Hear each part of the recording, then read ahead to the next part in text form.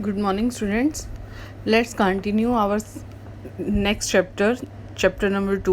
What is democracy? Why democracy?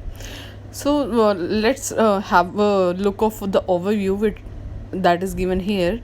The story and the analysis in the previous chapter gives us a sense of that what democracy is like.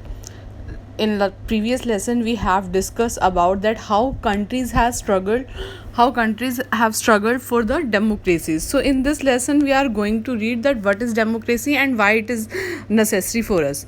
There we described some governments as non-democratic and the government democratic both. So we saw how government in some of those countries change from one to another. So let us now draw general lessons from those stories and ask the more basic question like what is democracy? What are its features? This chapter builds on a simple definition of democracy. Step by step, we work out the meaning of the terms involved in this definition. The aim here is to understand clearly the terms involved in this definition. The aim here is to understand clearly the bare minimum features of a democratic form of government. After going through this chapter, we should be able to distinguish a democratic form of government from a non-democratic government. Towards the end of the chapter, we step beyond this minimal objective and introduce a broader idea of democracy. In the previous chapter, we have seen that democracy is the most prevalent form of the government in the world, that it is expanding to more countries. But why is it so? What makes it better than other forms of government? This is the second big question we take up in this chapter. So here you know all about that, what is the lesson about. So overall we are going to read in this lesson that the definition of democracy, its features, and why it is necessary and why it is better than other forms of government. So let's start. What is democracy? In chapter 1, we read many stories from different parts of the world. Through these stories, we discuss various governments and organizations.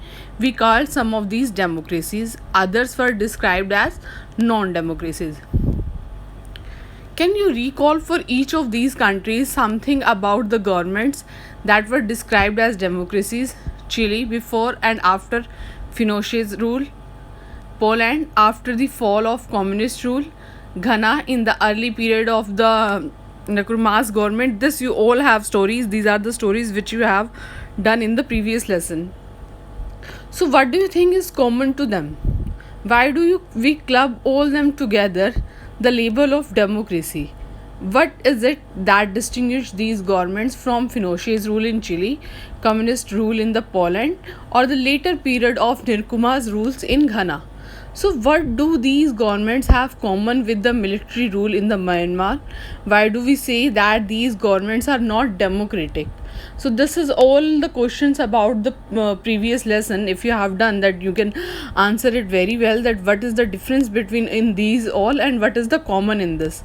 So on the basis of the analysis, write down some of the common features of democratic government and the non-democratic government. That you can do it by yourself also, that what are the features of democratic government and non-democratic government. So why define democracy? Before we proceed further, let us first take note of an objection by Mary. She does not like this way of defining democracy and wants to ask some basic question. And on the next page, it is the given the conversation, so you can read it by yourself, that what are these conversation, what is this conversation is, and then there is the simple definition of democracy. We will do it from there. So till then you just cover this pages and read the definition, read this conversation, and next topic we will start later.